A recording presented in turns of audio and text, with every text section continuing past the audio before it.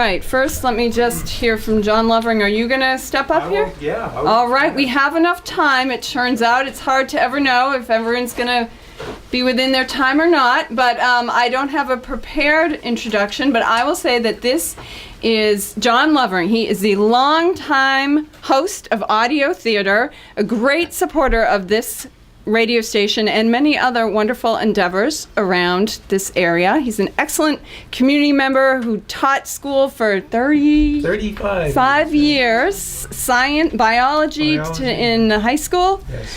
Whew. And he's still here to tell us about it, but I'm not sure that's what he's going to tell us about. We're going to dissect frogs. Luckily,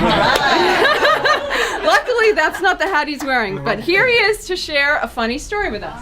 Okay, thank you. Thank you. I hope you feel that way after I'm done. It was August 31st, 1954. I was only 7 years old, and I was staying at a cottage on 4th Street in Hampton, New Hampshire. My parents owned this cottage, and they had a larger cottage right in front of it, which was right on Route 1, right across the sea from what then was a stone seawall, like it is in Rye now. It wasn't the metal seawall, and Route 1A was a 2-lane highway. It wasn't divided like it is now. And we woke up that morning of the 31st, and the wind was howling, and my sister and I were laughing because I had a sister who was 13. Her name was Carol. And it seems that day, my parents had been talking the night before, that Carol was going to visit us on the next day, on the 31st of August. Now, we thought this was really funny. Carol was my sister's name. Carol was the name of one of the worst hurricanes to ever hit New England. But we didn't know that that was going to happen, and I was laughing, and we said, hey, Carol's coming, and I heard my father say, the winds are going to be twisting and swirling, and I said, you're going to be doing the twisting and the swirling, and we were laughing, and we had a heck of a good time laughing about it.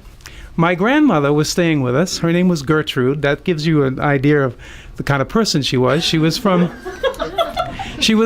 New Jersey, and she had come up to stay with us for the summer.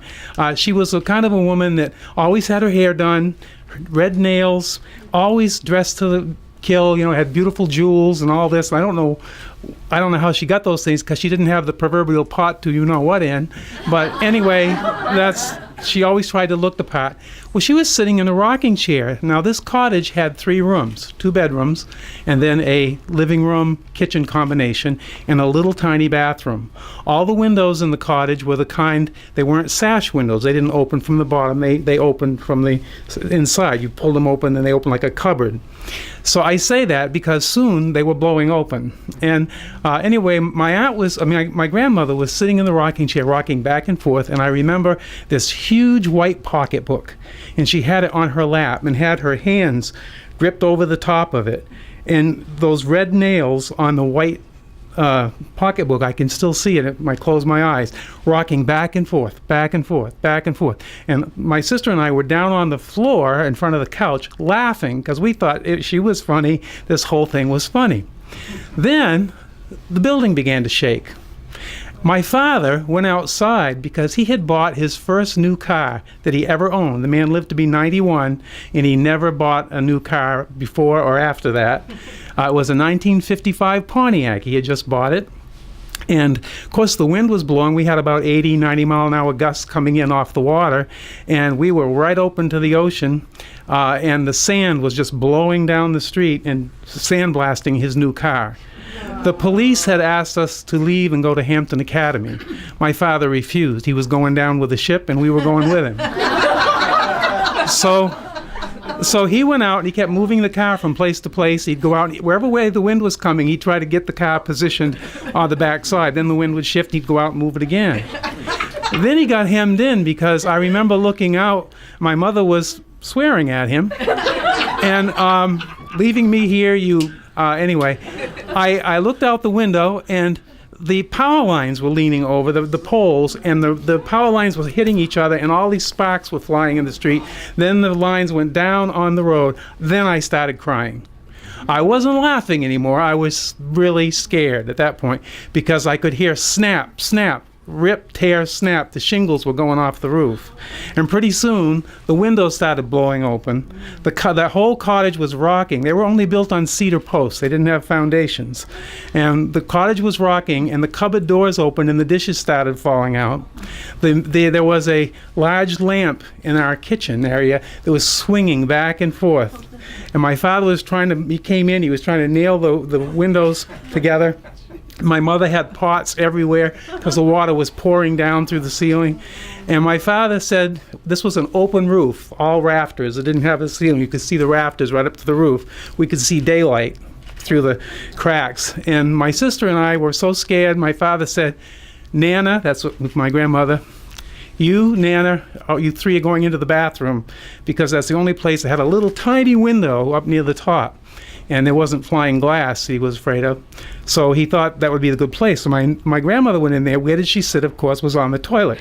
Now the seat was down, and she had her raincoat on, her white pocketbook, and her nails, and she was rocking back and forth. My sister was down, sitting on the floor and had a hold of her right leg. I sat on the floor holding her left leg, and we were crying, Nana, Nana, we're going to be okay. And we would cry. And this went on, and then we heard bang, and all of a sudden there was a ripping and pulling and cracking of lumber and nails, and all of a sudden our entire porch lifted up. The wind had gotten under the porch on the front of the house, lifted it up and took our porch, the railing, part of the stairs, took it right over the top of the cottage and slammed it through the cottage next door, where later on we learned that the man was sitting right in front of the window that it hit, and he was severely injured. But we didn't know that at the time. And when that sound happened, I can't describe it. It was like a roar of a train with a cracking, snapping, and screeching of nails as the squealing as they were pulling out. And I looked for my grandmother for comfort. Nana, are we going to be okay? And this is what she said. Oh, Jesus, God, we're all going to die.